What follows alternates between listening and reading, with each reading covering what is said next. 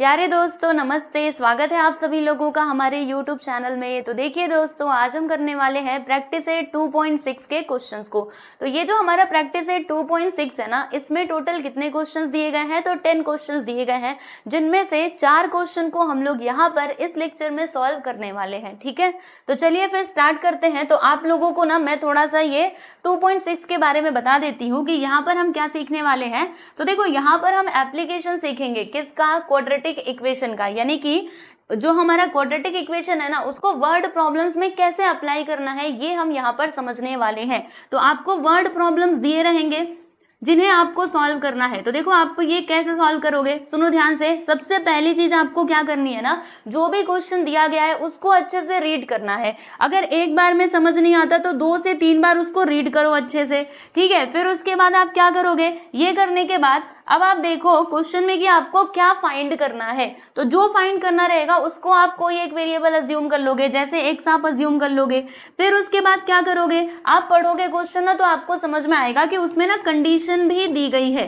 तो आपको क्या करना है, कंडीशन का यूज करके आपको यहाँ पर इक्वेशन फॉर्म करना है। कैसा इक्वेशन भाई? Quadratic equation, right. तो एक बार आपको इक्वेशन मिला, फिर उसके बाद आप उसको इजीली सॉल्व करके जो भी वेरिएबल आपने अज्यूम किया था उसका वैल्यू निकाल सकते हो। ठीक है, तो ये कुछ स्टेप्स है जो आपको फॉलो करने हैं। क्वेश्चन अच्छे से रीड करो, फिर वेरिएबल अज्यूम करो, एंड देन आपको क्या करना है, कंडीशन का यूज करके इक्वेशन फॉर्म करना है। और उसके बाद से तो आप सभी लोग जानते ही हो, है ना, इक्वेशन सॉल्व करना तो आता ही है आप लोगों को। तो चलिए अभी स्टार्ट करते हैं। तो प्रैक्टिस सेट 2.6 का पहला सवाल ये रहा आप लोगों के सामने। तो देखो, यहाँ पे एक लड़की है जिसका नाम है प्रगति। तो प्रगति के ना एज के रिलेटेड कुछ इंफॉर्मेशन दी गई है, आइए समझते हैं। तो देखो, यहाँ पर ना क्या बोला गया है, पहले आप एक एक वर्ड का मीनिंग समझिएगा। यहाँ पे लिखा है प्रोडक्ट। तो प्रोडक्ट का मतलब क्या होता है भाई? मल्टीप्लीकेशन होता है, पता है ना आप लोगों को, पहले से भी सीखा हुआ है आप सभी लोगों ने। तो प्रोडक्ट ऑफ प्रगति's एज 2 years ago, एगो यानी क्या होता है? पहले, ठीक है। फिर एंड 3 years hence, hence मतलब क्या होता है? बाद।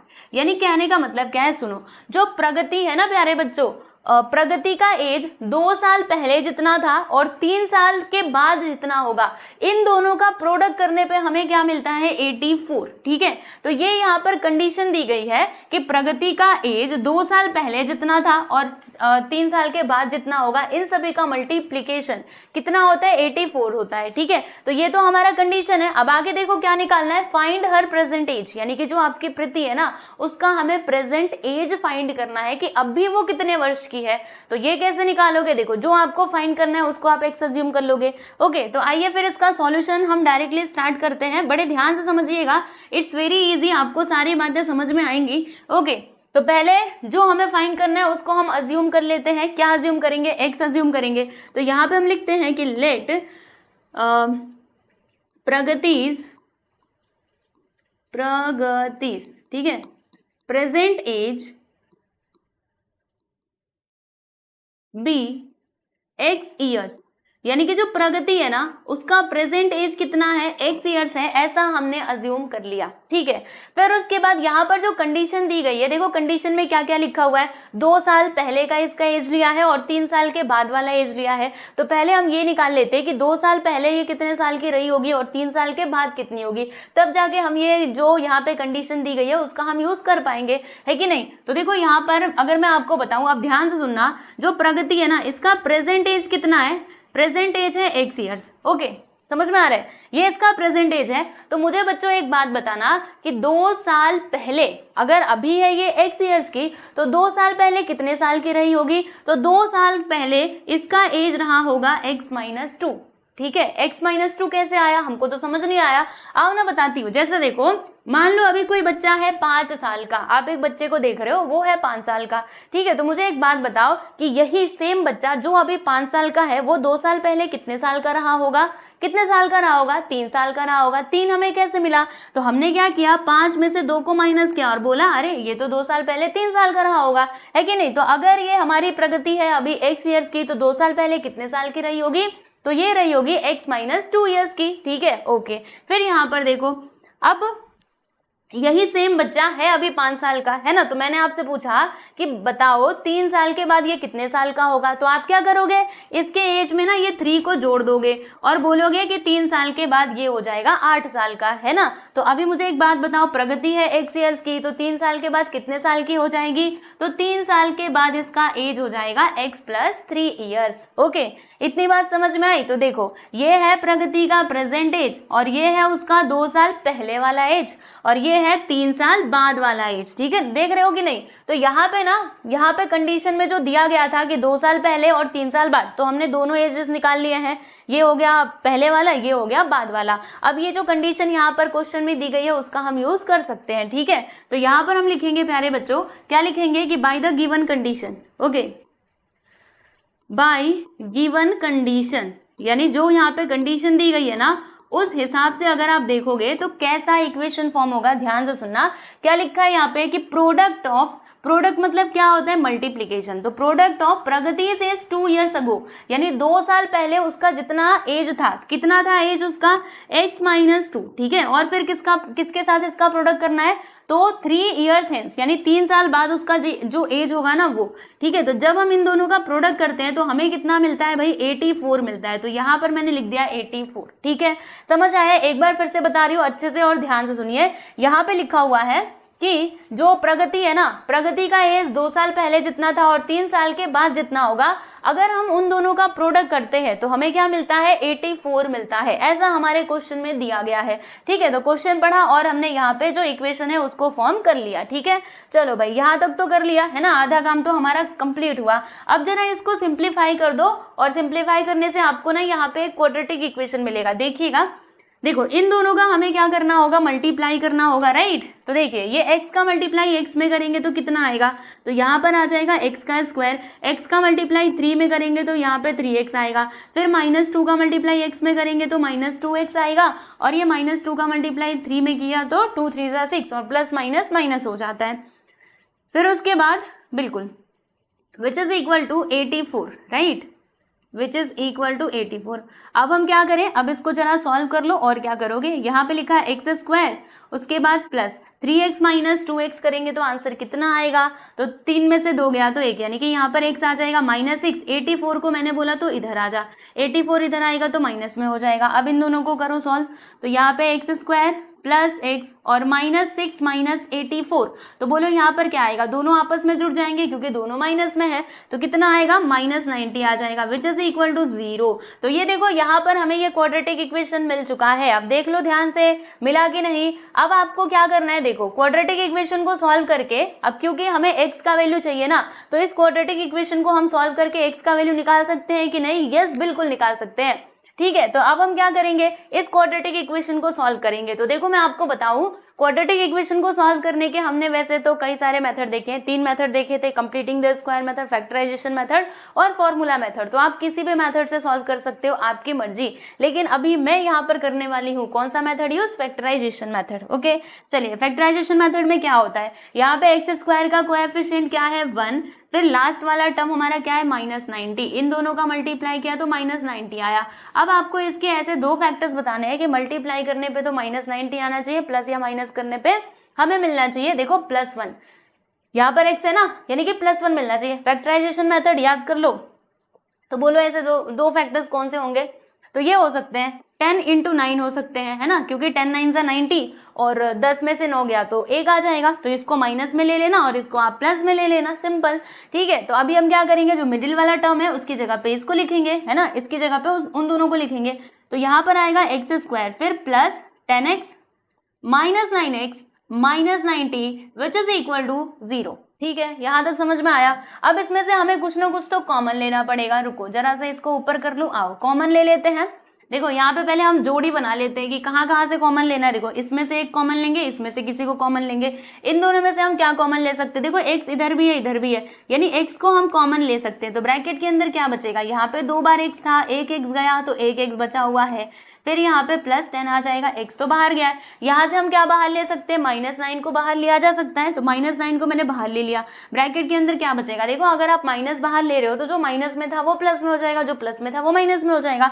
तो ये पहले माइनस में था ना, तो अब ये प्लस में हो जाएगा, ये देखो माइनस में था तो ये प्लस में हो जाएगा, लेकिन यहाँ पर आएगा क्या, तो ये 90 को 9 से डिवाइड करो तो 9 1 से क्या होता है, 9 होता है, और ये 0 यहाँ पर, यानी कि x + 10 आएगा विच इज इक्वल टू 0। देखो डिवाइड करके देखने का, जैसे यहाँ पे 90 है ना, तो 90 को देखो ये -90 है ना, तो -90 को 9 से डिवाइड करो, तो इससे ये माइनस से माइनस कट आया कि नहीं, बस ऐसे, ठीक है, ओके। फिर इसमें बताओ क्या कॉमन आपको दिखाई दे रहा है, x + 10 है ना। देखो इन दोनों टर्म्स में अच्छे से देखना, ये आपका पहला टर्म है, ये आपका दूसरा टर्म है, तो इसमें क्या कॉमन है, x + 10 कॉमन है, तो उसको मैंने बाहर निकाल लिया। आओ बाहर निकाल लेते हैं जल्दी से। देखिए ये x + 10 को हमने बाहर ले लिया, ये वाले ब्रैकेट में x + 10, फिर दूसरे ब्रैकेट में क्या आएगा, तो क्या बचेगा बोलो, यहाँ से x + 10 तो बाहर जा चुका है, यहाँ पर x बचेगा, यहाँ पर 9 बचेगा, -9, तो दूसरे वाले ब्रैकेट में आ जाएगा x - 9 which is equal to 0। अब हम क्या करेंगे, दोनों फैक्टर्स को 0 के इक्वल करेंगे, तो x + 10 which is equal to 0 और x - 9 which is equal to 0। फिर क्या होगा, ये जो आपको +10 दिखाई दे रहा है इसको बोलो तो उधर चला जा, जब ये उधर जाएगा तो माइनस में हो जाएगा। यस बिल्कुल सही सुना आप लोगों ने। फिर यहाँ पर देखो ये जो आपको -9 दिखाई दे रहा है, जब ये उधर जाएगा तो +9 हो जाएगा। तो यहाँ पर आप देख सकते हो x के हमें दो वैल्यूज मिले हैं, एक तो -10 मिला है, दूसरा 9 मिला है, बराबर। अब दोनों में से कौन सा कंसिडर किया जाए, ये आपको कैसे समझ में आएगा, तो ये ऐसे समझ में आएगा, कैसे, सुनो ध्यान से। यहाँ पर अगर मैं एज की बात करूं, सुनते रहना, एज कभी भी किसी का निगेटिव में होता है क्या, नहीं, मतलब या तो वो इंसान होगा ही नहीं, लेकिन अगर वो पैदा हुआ तो वो मतलब वो उसका एज कुछ ना कुछ होगा, राइट, या तो वो इंसान है ही नहीं, या फिर अगर उसका एज है तो कुछ ना कुछ होगा, या तो 1 साल का होगा, या तो 2 साल का, 3 साल का, है ना, 1 महीने, 2 महीने, 6 महीने, ऐसे करके होगा, राइट। मतलब कहने का क्या है कि माइनस में कभी भी किसी का एज नहीं हो सकता, है ना। किसी को ऐसे कहते सुना है आप लोगों ने, अरे मैं तो -10 साल का हूँ, अरे नहीं, ये पॉसिबल ही नहीं है ना, या तो वो 10 साल का होगा या फिर वो होगा ही नहीं, माइनस में कुछ नहीं होता एज, ठीक है ना। तो इसीलिए यहाँ पर हम क्या लिखेंगे, यहाँ पे लिखेंगे ना कि बट एक बात लिखेंगे कि एज कैन नॉट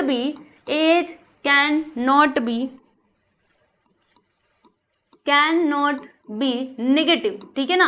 एज जो है वो कभी भी नेगेटिव नहीं हो सकता, okay. So therefore x which is not equal to -10, right. तो देयरफॉर x का वैल्यू हमें क्या मिल जाएगा, 9 मिल जाएगा, और यही हमारा करेक्ट आंसर होगा, बराबर। तो x का वैल्यू हमें 9 मिल गया। तो बता दो अभी जो प्रगति है ना, ये लड़की जो है प्रगति, वो अभी कितने साल की है, तो वो है 9 साल की।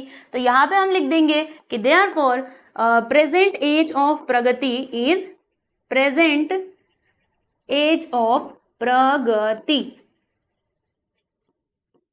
इज 9 ईयर्स, ठीक है।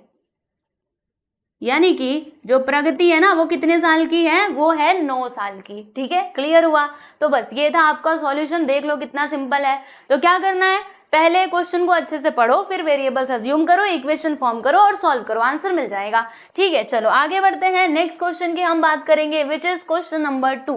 अब चलो देखते हैं इसमें क्या लिखा हुआ है कि sum of squares of 2 consecutive natural even numbers is 244, find the numbers. तो देखो स्टूडेंट्स, यहाँ पे अगेन ये जो है ना, ये आपका पूरा कंडीशन, यहाँ से यहाँ तक कंडीशन दिया गया है। तो यहाँ पे किसकी बात की जा रही है, तो 2 कॉन्सिक्यूटिव नेचुरल इवन नंबर की बात की जा रही है। तो पहले आपको ये समझना है, ये जो पूरा टर्म है ना, ये मैं आप लोगों को समझाती हूँ। फर्स्ट ऑफ ऑल मुझे एक बात बताओ, नेचुरल नंबर्स क्या होते हैं। तो नेचुरल नंबर स्टार्ट्स फ्रॉम 1 और पूरा इन्फिनिटी तक जाता है, यानी कि 1 2 3 4 5 6, ये सब के सब क्या है, हमारे नेचुरल नंबर्स है, ओके। फिर इवन नंबर का मतलब क्या होता है, इवन यानी वो नंबर जिसको हम 2 से डिवाइड कर सकते हो, जैसे कि 2 हो गया, 4 हो गया, 6 हो गया, 8 हो गया, राइट, 10, इसी प्रकार से जो भी आगे नंबर्स आएंगे सारे के सारे हमारे इवन नंबर्स होंगे, बराबर। फिर उसके बाद यहाँ पे एक और टर्म आया, तो चलो नेचुरल तो आप समझ गए, इवन भी समझ गए, लेकिन अब ये कॉन्सिक्यूटिव कौन सी बला है। तो कॉन्सिक्यूटिव का मतलब क्या होता है ना कि एक के बाद एक, यानी कि लाइन से, ठीक है। लाइन से का मतलब क्या हुआ, यानी जैसे जंबल नहीं होना चाहिए, मतलब कोई कूदना नहीं चाहिए, वो लाइन से ही आना चाहिए। जैसे मैं आपको बताऊं, यहाँ पर क्या बोला जा रहा है, कॉन्सिक्यूटिव नेचुरल इवन नंबर, यानी हमें नेचुरल नंबर लेने हैं और वो नंबर क्या होने चाहिए, इवन होने चाहिए। और यहाँ पर देखो क्या बोला है, कॉन्जिक्यूटिव। कॉन्जिक्यूटिव का मतलब क्या हुआ, सुनो पहले मैं आपको ये इवन नंबर, रुकिए यहाँ पे मैं इवन नंबर लिख रही हूँ जो कि क्या होंगे, नेचुरल होंगे, ठीक है। तो देखो यहाँ से शुरुआत होगी इसकी 2 4 6 8 10 12 ऐसे करके, बराबर। तो देखिएगा यहाँ पे अगर मैं कॉन्जिक्यूटिव नंबर मैंने बोला तो ये एक के बाद एक होंगे, जैसे कि ये जो 2 और 4 है ना, 2 और 4 क्या है प्यारे दोस्तों, तो ये है consecutive natural even numbers, okay. यानी ये एक के बाद एक है। जैसे 2 से अगर हम 4, जैसे मान लो 2 से हम आगे बढ़ रहे हैं तो 2 के आगे हमारा जो इवन नंबर है ना वो क्या होगा, 4 ही होगा, राइट। अच्छा चलो मैंने यहाँ पे ये लिखा 6 और 10, तो क्या ये हमारे कॉन्जिक्यूटिव इवन नेचुरल नंबर होंगे। तो 6 के बाद तो क्या आना चाहिए, सलीके से देखा जाए तो भाई 8 आना चाहिए। यहाँ पे तो 10 आ गया, मतलब ये कॉन्जिक्यूटिव नंबर नहीं है। तो कॉन्जिक्यूटिव का मतलब क्या होता है, लाइन से, ओके। तो ओके, यहाँ तक तो बात समझ में आ गई। तो देखिए इसमें क्या लिखा हुआ है, यहाँ पे कंडीशन दी गई है कि sum of squares of 2 consecutive natural even number, यानी 2 कॉन्जिक्यूटिव इवन नेचुरल नंबर का जो स्क्वायर है ना उसका सम यहाँ पर कितना दिया है, 244 दिया है। ये आपका कंडीशन है, बराबर। तो हमें उन दोनों नंबर्स का पता लगाना है कि वो दोनों नंबर्स कौन से होंगे। अब क्या किया जाए, तो सुनो ध्यान से, क्या करना है, देखो हम ऐसे मान लेते हैं, चलो ऐसे मान लेते हैं कि जो हमारा पहला इवन नेचुरल नंबर है ना वो क्या है, मान लेते हैं वो x है, ठीक है। तो दूसरा वाला कितना होगा, ओके हमने यहाँ पे 2 का वैल्यू x मान लिया, तो 4 कितना होगा भाई, बोलना जरा, 4 ये होगा ना, x + 2 होगा, है ना। क्योंकि देखो 2 में जब आप 2 जोड़ोगे तब जाके आपको 4 मिलेगा ना।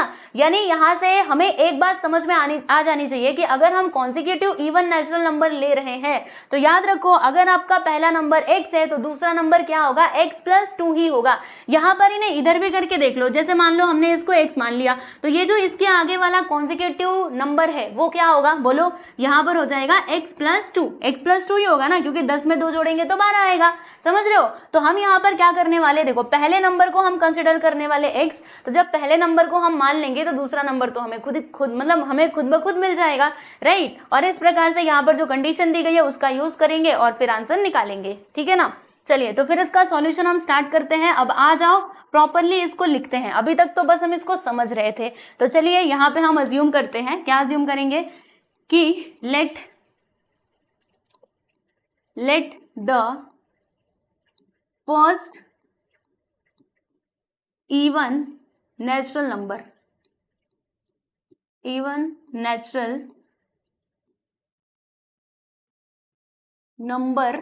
be x, ठीक है। पहले नंबर को हमने क्या मान लिया, x मान लिया, तो दूसरा नंबर क्या हो जाएगा, so therefore second number will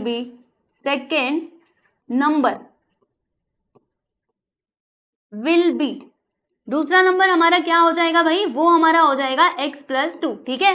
समझ आया ना क्यों होगा x + 2, क्योंकि ये कॉन्जिक्यूटिव है और इवन नेचुरल नंबर है, इसीलिए वो x + 2 हो जाएगा, ठीक है ना। अब उसके बाद हम यहाँ पे जो कंडीशन दी गई है उसको समझते हैं। तो यहाँ पे हम लिखते हैं कि bye given condition, right, bye given condition. तो चलो भाई देख लेते हैं कि कंडीशन में क्या बोला जा रहा है। तो इसमें बोल रहे हैं कि सम क्या मतलब क्या होता है भाई, सम का मतलब प्लस होता है, याद रखना हमेशा, ठीक है। प्रोडक्ट यानी मल्टीप्लीकेशन, सम यानी प्लस करना। तो इसमें लिखा है sum of squares of 2 consecutive natural even numbers is 244, यानी कि जो 2 हमारे पास कॉन्जिक्यूटिव इवन नेचुरल नंबर्स है ना उनके स्क्वायर का सम कितना होता है, 244। तो पहला वाला हमारा नेचुरल नंबर क्या है, x है ना, तो इसका हम स्क्वायर कर देंगे। दूसरा वाला क्या है, x + 2, इसका भी हमें स्क्वायर करना होगा क्योंकि इसमें लिखा है स्क्वायर करो, विच इज इक्वल टू, वो किसके इक्वल होता है, 244 के इक्वल होता है, ठीक है। चलो यहाँ तक समझ में आ गया। तो बस अब यहाँ से हमें क्वाड्रेटिक इक्वेशन मिल जाएगा, फिर हम इसको सॉल्व करेंगे और ये x का वैल्यू निकालेंगे। तो पहला नंबर अगर मिला तो दूसरा भी मिल जाएगा, क्योंकि पहला x है, दूसरा क्या है, x + 2, तो दूसरा निकालने के लिए इसमें x का वैल्यू पुट कर देंगे, फिर हमें हमारा आंसर मिल जाएगा, ठीक है। तो चलो इसको सॉल्व करें।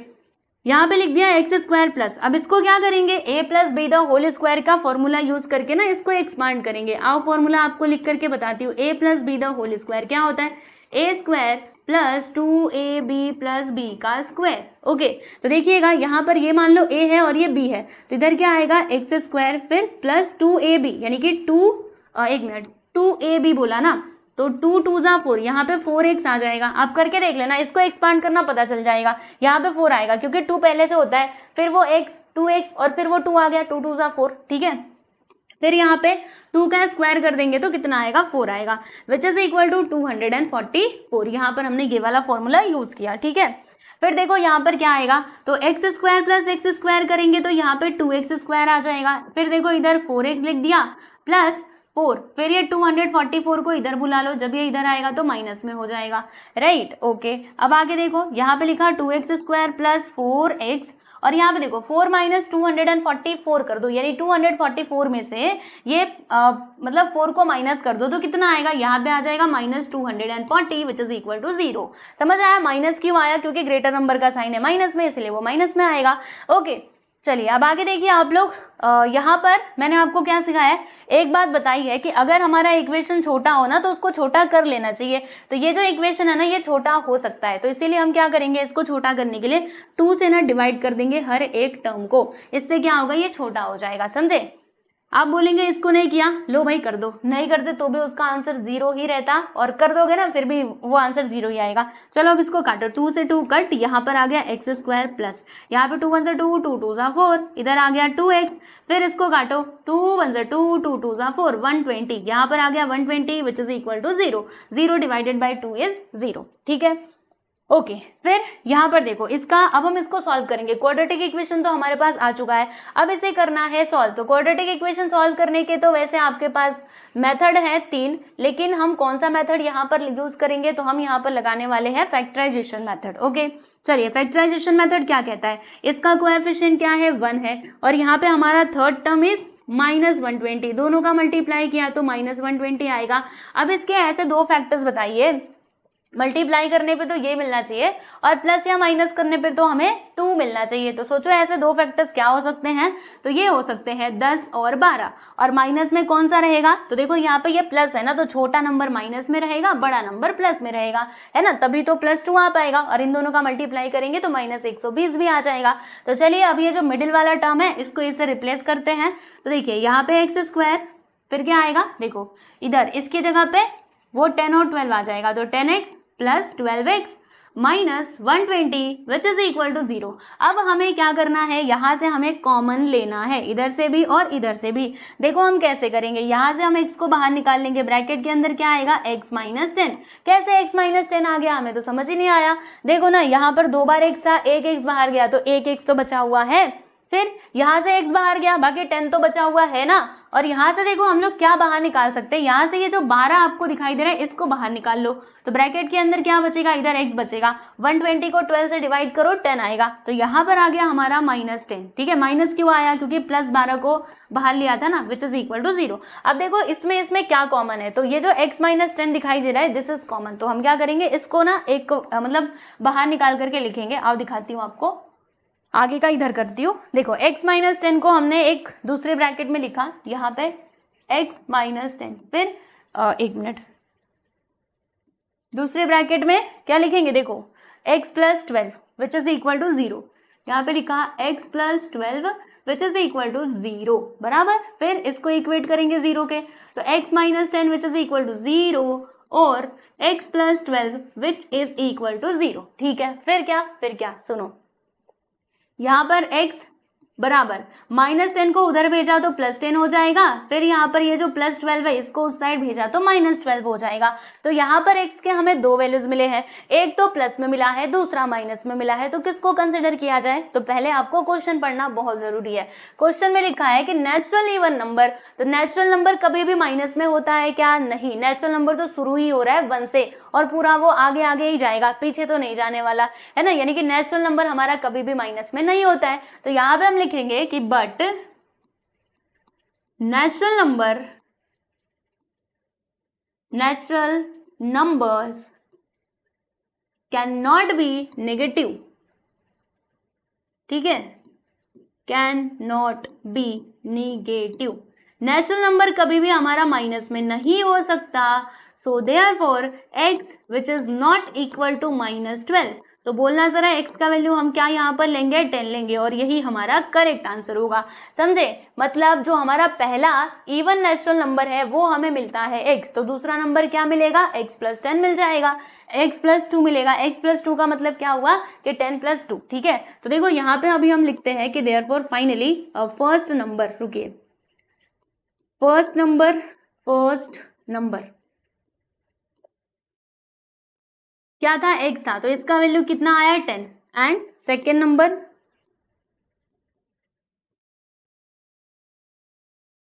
क्या था, वो x+2 था, तो यहाँ पे लिखा है x+2, तो x की जगह पे 10+2 किया तो कितना आता है 12 आता है, तो ये हमारा सेकेंड नंबर है, ये हमारा फर्स्ट नंबर है, यानी 10 और 12 वो हमारे कॉन्जिक्यूटिव इवन नेचुरल नंबर हो जाएंगे, जिनके लिए ये कंडीशन यहाँ पर दी गई थी। तो देख लो यहाँ पर आपका ये सेकेंड वाला क्वेश्चन भी होता है कंप्लीट।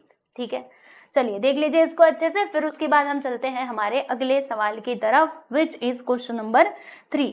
सो ये रहा आपका क्वेश्चन नंबर 3। इसमें क्या लिखा हुआ है, आइए हम पढ़ते हैं और फिर इसको समझते हैं। तो इसमें लिखा है कि in the orange garden of mister Madhusudan there are 150 orange trees, यानी कि मधुसूदन जी का संतरे का गार्डन है। लाओ मैं यहाँ पे गार्डन बना देती हूँ, मान लेते हैं कि ये क्या है, इनका गार्डन है। ठीक है, इसके अंदर टोटल नंबर ऑफ ट्रीज कितने हैं, तो 150 ट्रीज है। ये जो पूरा गार्डन है ना, इसके अंदर टोटल नंबर ऑफ ट्रीज कितने हैं भाई, वो है हमारे 150। ठीक है, आगे देखो क्या लिखा है, the number of trees in each row is 5 more than that in each column, यानी कहने का मतलब क्या है कि कॉलम में जितने नंबर ऑफ ट्रीज है ना, उससे 5 ज्यादा ट्रीज कहाँ पर है, रो के अंदर है। नहीं समझ में आया, मैं बता रही हूँ। जैसे मान लेते, देखो कॉलम क्या होता है, रो क्या होता है, ये आप जानते हैं क्या। देखिए ये जो है ना खड़ी वाली लाइन, वर्टिकल लाइन, इसको हम क्या कहते हैं, कॉलम कहते हैं। मैं आपको बताती हूँ, जैसे ये हमारा क्या हो जाएगा, ये खेत के अंदर, मतलब ये जो गार्डन है ना, इसमें जो ऑरेंजेस लगे होंगे वो इसी प्रकार से लगे होंगे, ऐसे करके बनाया गया होगा। तो ये क्या है, ये हमारे कॉलम्स हैं। ठीक है, फिर ऐसे जो लाइंस रहती है ना, इनको हम क्या कहते हैं, रो कहते हैं, बराबर। तो यहाँ पर क्या लिखा हुआ है, इसमें लिखा हुआ है कि ये जो रो है ना, इसके अंदर कितने नंबर ऑफ ट्रीज हैं, तो जितने नंबर ऑफ ट्रीज कॉलम्स में है ना, उससे 5 ज्यादा इसके अंदर है। यानी कहने का मतलब क्या है, जैसे हम मान लेते हैं कि कॉलम में ना कितने नंबर ऑफ ट्रीज हैं, 5 हैं। मैंने ऐसा मान लिया, ऐसे मान लिया कि कॉलम के अंदर कितने नंबर ऑफ ट्रीज हैं, 5 है। तो रो के अंदर कितने नंबर ऑफ ट्रीज हो जाएंगे, हर एक रो के अंदर, तो वो हो जाएंगे हमारे 5 + 5, यानी देखो बोला था ना 5 ज्यादा, यानी इसमें जितना भी रहेंगे ना कॉलम के अंदर, उससे 5 ज्यादा ये रो के अंदर रहेंगे। यानी रो के अंदर कितने ट्रीज हो जाएंगे, 10 ट्रीज हो जाएंगे। ठीक है, तो यहाँ पे ये कंडीशन दी गई है, क्या बोला गया है, कॉलम्स में जितने ट्रीज हैं उससे 5 ज्यादा ट्रीज हैं रो के अंदर। समझा, यस। चलो आगे बढ़ते हैं। तो हमें यहाँ पे क्या निकालना है, find the number of trees in each row and each column with the help of the flowing flow chart. यानी हमें क्या करना है, ये फ्लो चार्ट की मदद से बताना है कि हर एक रो और हर एक कॉलम में कितने नंबर ऑफ ट्रीज हैं। ठीक है, जैसे कॉलम में कितने नंबर ऑफ ट्रीज हैं और जो हमारा रो है उतने, उसमें कितने नंबर ऑफ ट्रीज हैं। ठीक है, तो देखो अभी इसमें आपको ज्यादा टेंशन लेने वाली कुछ बात है नहीं, है ना। बहुत सारी मतलब ये आगे की चीजें तो आपको करके दी गई हैं, तो इसमें ज्यादा टेंशन लेने की जरूरत नहीं है, आपको आंसर मिल जाएगा बहुत आसानी से। सुनिए ध्यान से, पहले आप ये समझो कि कौन किसके ऊपर डिपेंडेंट है। ओके, मतलब डिपेंडेंट है का मतलब क्या हुआ, देखो जैसे मान लो हमारे पास 2 चीजें हैं, है ना, तो कौन किसके ऊपर डिपेंडेंट है, तो जिसके ऊपर कोई डिपेंड रहेगा ना, मान लीजिए पहला वाला इसके ऊपर डिपेंड रहेगा, तो हम इसको कोई वेरिएबल अज्यूम करेंगे, राइट। जैसे मान लो यहाँ पे रो है और कॉलम है, राइट, तो जो रो है ना वो कॉलम के ऊपर डिपेंड है। कहा जा रहा है ना कि कॉलम में जितने होंगे ना उतना ही उससे 5 ज्यादा रो में होंगे। मतलब अगर हमें कॉलम का पता रहेगा तब हम रो का तो ऑटोमेटिकली निकाल सकते हैं, बिकॉज इसमें 5 रहेंगे तो इसमें 10, अगर इसमें 10 तो इसमें 15 हो जाएंगे, अगर इसमें 20 तो इसमें 25 हो जाएंगे। यानी किसके ऊपर ये रो डिपेंडेंट है, कॉलम के ऊपर, तो कॉलम वाले वेरिएबल को हम अज्यूम करेंगे x। देखो यहाँ पे लिखा हुआ है कि number of trees in each column in number of trees in a column is x, मतलब कॉलम के अंदर एक कॉलम में कितने नंबर ऑफ ट्रीज हैं, x ट्रीज हैं, ऐसा इन लोगों ने अज्यूम कर लिया। तो नंबर ऑफ ट्रीज इन रो क्या हो जाएगा, अगर कॉलम के अंदर x ट्रीज हैं तो रो के अंदर कितने हो जाएंगे भाई, बोलो जल्दी से, x + 5 हो जाएगा। अपने मन से लिखा क्या, अरे नहीं क्वेश्चन में दिया गया था, पढ़ो तो सही। ठीक है, ओके। फिर टोटल नंबर ऑफ ट्रीज, तो टोटल नंबर ऑफ ट्रीज कितने होंगे, देखिए टोटल नंबर ऑफ ट्रीज हमें कैसे मिलेंगे आपको मैं बताती हूँ।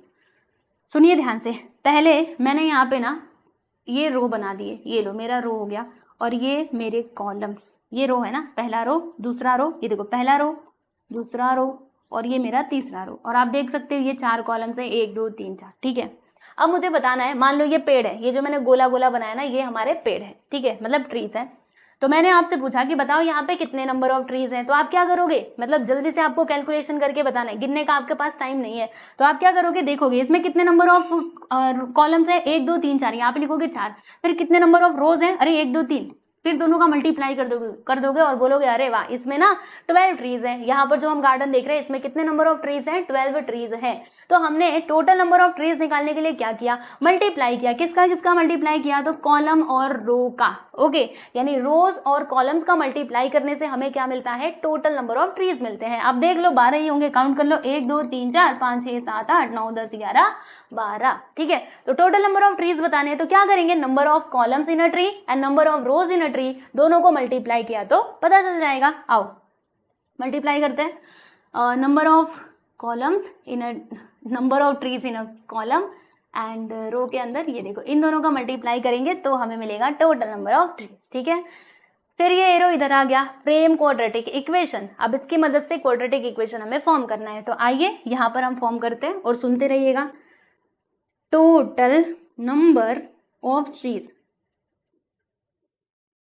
क्वेश्चन में कितना दिया है, देखो टोटल नंबर ऑफ ट्रीज कितने हैं वो गार्डन में, 150। तो यहाँ पर मैंने लिख दिया है प्यारे बच्चों 150। ठीक है, और ये टोटल नंबर ऑफ ट्रीज हमने यहाँ पे कितना निकाला था, x, फिर into x + 5 which is equal to 150। अब इसको सॉल्व करो और यहाँ से क्वाड्रेटिक इक्वेशन को फॉर्म करो। आइए तो क्या करेंगे, हम मल्टीप्लाई करेंगे, x इंटू एक्स किया तो x² आता है, x इंटू 5 किया तो यहाँ पे 5x आता है। 150 को इधर बुला लो, जब ये इधर आएगा तो माइनस में हो जाएगा, -150 which is equal to 0, right.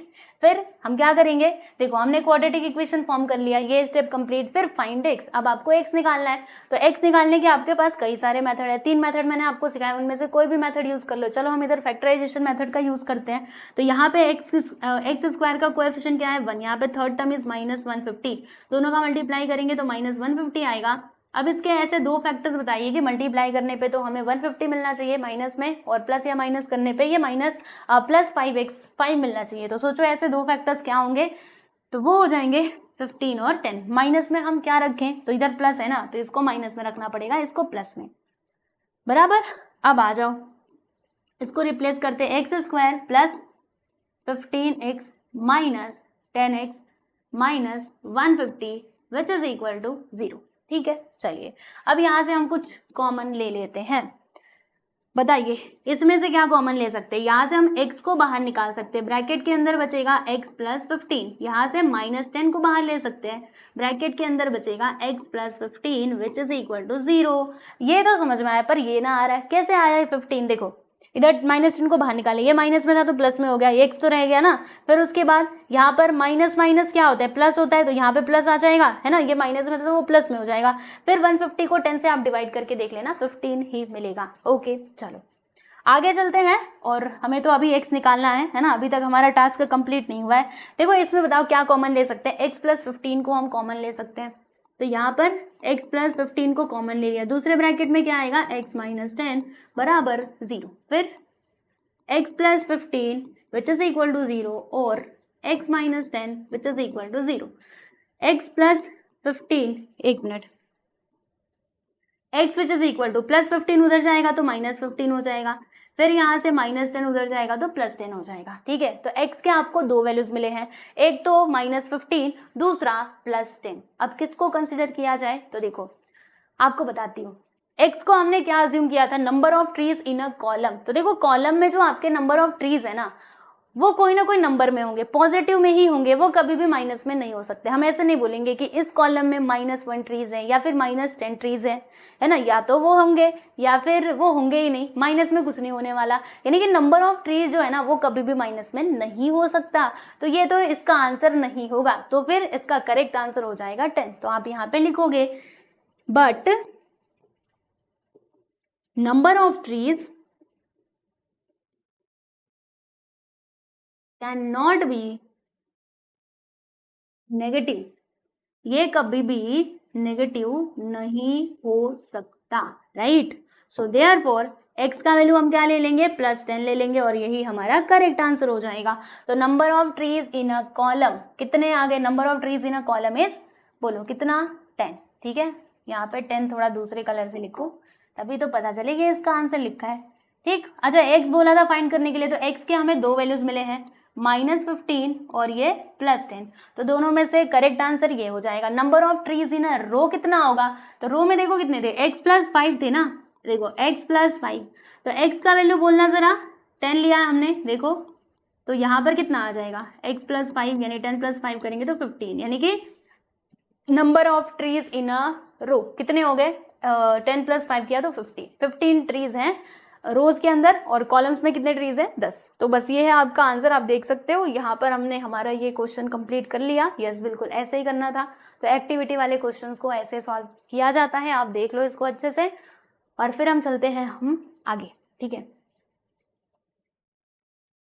एक मिनट, ये जो x का वैल्यू है ना प्यारे बच्चों, इसको हम 10 लिखे तो ज्यादा अच्छा होगा, क्योंकि x का वैल्यू हमें इधर 10 मिला है ना, हमने तो इधर बता दिया था कि वो माइनस में नहीं हो सकता, तो यहाँ पे 10 लिखना फिर। ठीक है, ओके, चलो आगे बढ़ते हैं अगले सवाल की तरफ, यानी कि हमारा 4th क्वेश्चन। चलिए देखते हैं, फिर से ये एज वाला क्वेश्चन आ गया। तो यहाँ पे दो बच्चे हैं, एक है विवेक, दूसरा है किशोर।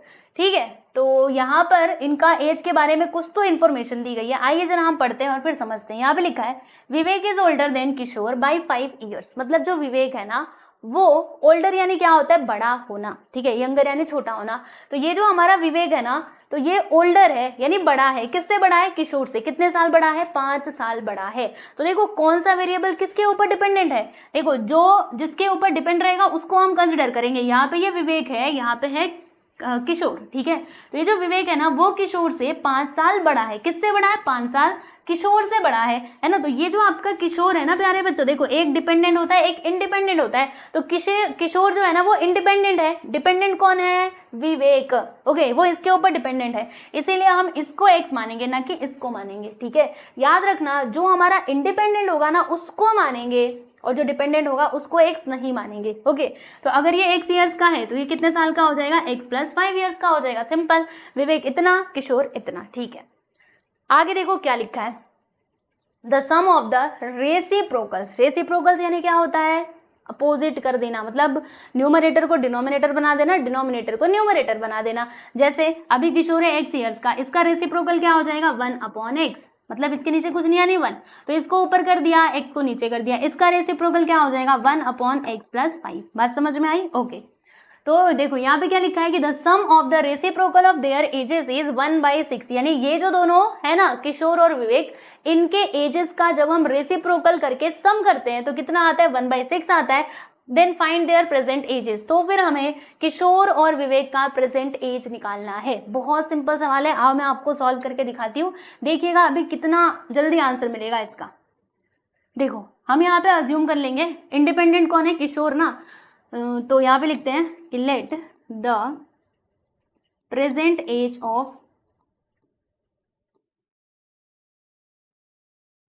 किशोर बी x ईयर्स। अगर किशोर है x ईयर्स का, so therefore present age of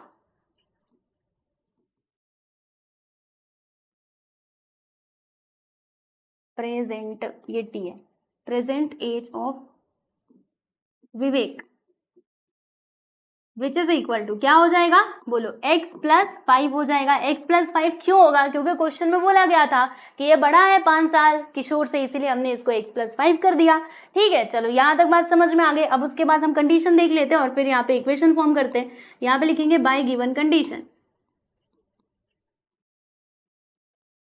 condition में क्या बोला था कि रेसिप्रोकल ऑफ देयर एजेस, और फिर उनका हमें सम कर देना है। तो किशोर कितने साल का, x ईयर्स का, इसका रेसिप्रोकल क्या हो जाएगा, x + 5, और हमें सम करना है, देखा था ना यहाँ पे सम लिखा है। फिर विवेक कितने साल का, x + 5, इसका रेसिप्रोकल क्या हो जाएगा भाई, x + 1/x + 5 हो जाएगा, है ना। रेसिप्रोकल में हमें न्यूमरेटर और डिनोमिनेटर को इंटरचेंज कर देना होता है। ठीक है, तो अगर हम इनके रेसिप्रोकल का, मतलब इनके जो एज है उनके रेसिप्रोकल का सम करते हैं तो हमें वो किसके इक्वल मिलता है, 1/6 के इक्वल मिलता है। देखो यहाँ पे लिखा गया था, तो फिर इनके प्रेजेंट एजेस का हमें पता लगाना है। तो आप ज्यादा कुछ मत करो, बस ये जो मिला है ना इसको आप सीधा सीधा सॉल्व कर दो। यहाँ से आपको x का वैल्यू मिल जाएगा, x का वैल्यू मिला तो किशोर का एज मिलेगा, फिर उसके बाद विवेक का भी एज आप निकाल सकते हैं। ठीक है, चलिए इसको हम सॉल्व करते हैं। तो x प्लस 5 को बोलेंगे तो इधर जा, जब ये इधर आया तो 1 के साथ मल्टीप्लाई हो जाएगा, x उधर गया तो 1 के साथ मल्टीप्लाई होगा, फिर ये नीचे वाले नंबर्स एक साथ मल्टीप्लाई हो जाएंगे, यानी x इंटू एक्स प्लस 5। समझ आया? देखो x प्लस 5 का मल्टीप्लाई 1 में यही आया, x का मल्टीप्लाई 1 में वही आया, फिर इन दोनों का multiply which is equal to 1/6। फिर हमने एक काम किया, सुनते रहो क्या किया, ये 6 का मल्टीप्लाई अच्छा बाद में करना, पहले इधर देख लो, x प्लस 6 किया तो इधर 2x आता है, फिर यहाँ पे प्लस 5, इधर देखो x का मल्टीप्लाई x में करेंगे तो x स्क्वायर, x का मल्टीप्लाई 5 में करेंगे तो इधर आ जाएगा 5x which is equal to 1/6। ठीक है, फिर ये 6 को बोला तो उधर जा, इसको बोला तो उधर जा, तो जब ये दोनों इधर उधर जाएंगे तो देखो क्या होगा, 6 इधर आने के बाद मल्टीप्लाई में हो जाएगा, यानी ऐसे 6 फिर 2x प्लस 5, और जब ये उधर जाएगा तो 1 के साथ इस प्रकार से मल्टीप्लाई हो जाएगा, एक्स स्क्वायर प्लस 5x। ठीक है, चलो 6 का मल्टीप्लाई 2 में करो, 6 2 ज़ा 12, 12x आ जाएगा, 6 5 से कितना होता है भाई 30 होता है, फिर यहाँ पर 1 का मल्टीप्लाई एक्स स्क्वायर में तो एक्स स्क्वायर, 1 का मल्टीप्लाई इसमें तो 5x यहाँ पर आ जाएगा। अब हमने एक काम किया, ये 12x और प्लस 30 इन दोनों को हमने बोला तुम लोग उधर चलो, तो जब ये दोनों उस साइड जाएंगे तो क्या आएगा, देखिए ये दोनों को मैंने बोला तुम लोग उधर चलो, तो इधर तो 0 बच जाएगा, ठीक है, बाकी इधर है एक्स स्क्वायर और इधर क्या है भाई 5x है प्लस 5x, और जब ये 12x उधर जाएगा तो माइनस 12x हो जाएगा, माइनस 12x, और प्लस 30 इधर आने के बाद माइनस 30 हो जाएगा, बराबर। अब चलो इसको सीधा से करके लिख देते हैं, तो पहले एक्स स्क्वायर लिख दिया, देखो 5x माइनस 12x कर दो, कितना आएगा माइनस 7x आएगा, है ना, क्योंकि 12 में से 5 जाता है तो 7 ही बचता है ना, नहीं 6 बचता है ना, 5 6 7 8 9 10 11 12, बिल्कुल 7 बचता है, तो यहाँ पर आ जाएगा हमारा माइनस 7x। माइनस क्यों आया, क्योंकि ग्रेटर नंबर का साइन माइनस में है, फिर ये minus 30 which is equal to 0। तो यहाँ से आपको एक क्वाड्रेटिक इक्वेशन मिल गया है, अब इसको सॉल्व कर लीजिए। चलिए इस क्वाड्रेटिक इक्वेशन को हम सॉल्व करते हैं, कैसे करेंगे, यहाँ पर देखो इसका वेरिएबल क्या है भाई, मतलब इसका कोएफिशिएंट 1 है, ये क्या है माइनस 30, दोनों का मल्टीप्लाई किया तो माइनस 30 आया, इसके दो फैक्टर्स बताइए, मल्टीप्लाई करने पे माइनस 30 प्लस या फिर माइनस करने पे माइनस 7 मिलना चाहिए, तो ऐसे दो फैक्टर्स अभी आपके दिमाग में आ ही रहे होंगे, बोलो 10 और 3, हाँ बिल्कुल सही पकड़े हो। और कौन माइनस में कौन प्लस में, हमें चाहिए ये माइनस में ना, तो ग्रेटर नंबर माइनस में रहेगा और जो छोटा वाला नंबर है वो प्लस में रहेगा, ठीक है, क्योंकि हमें -7 चाहिए। फिर क्या करेंगे, इसको रिप्लेस करेंगे, तो एक्स स्क्वायर और यहाँ पर आएगा -10x प्लस 3x माइनस 30 बराबर 0। अब इसमें से हमें कुछ कॉमन निकालना पड़ेगा, बोलिए इसमें से हम क्या कॉमन ले सकते हैं, x को, ब्रैकेट के अंदर x माइनस 10 बचेगा ना, क्योंकि x को मैंने बाहर ले लिया, तो यहाँ पर 2 बार x था, एक x बाहर गया, एक x तो बचा हुआ है।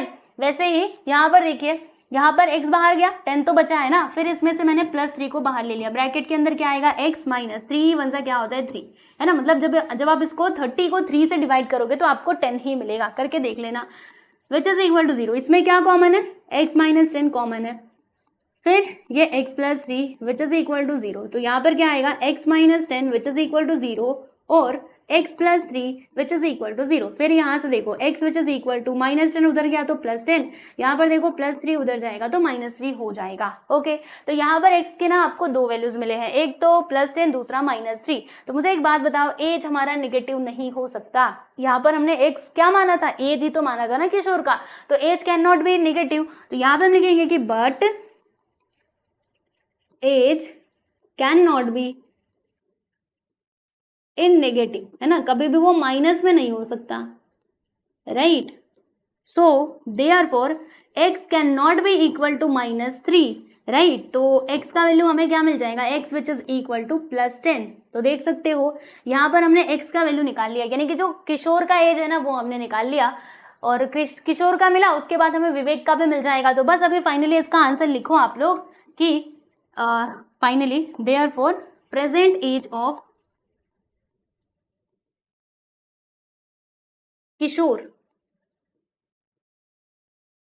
विच इज इक्वल टू 10 ईयर्स, यानी कि किशोर है 10 साल का, राइट,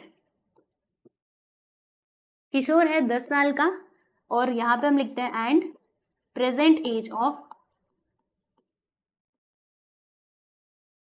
विवेक क्या हो जाएगा, चलो बताओ, विच इज इक्वल टू क्या था, x प्लस 5 था ना, क्योंकि वो 5 साल उससे बड़ा है, तो हम क्या करेंगे, यहाँ पे लिखते हैं x प्लस 5 तो x का वैल्यू क्या है 10, 10 प्लस 5 करोगे तो 15 ईयर्स, यानी कि जो विवेक है ना वो है हमारा 15 साल का और जो किशोर है वो है 10 साल का। देख लो यहाँ पर आपका फाइनली ये जो क्वेश्चन नंबर 4 है ये कंप्लीट होता है। यस, देख लो इसको अच्छे से, और नहीं समझ में आए तो पूछ सकते हैं आप सभी लोग।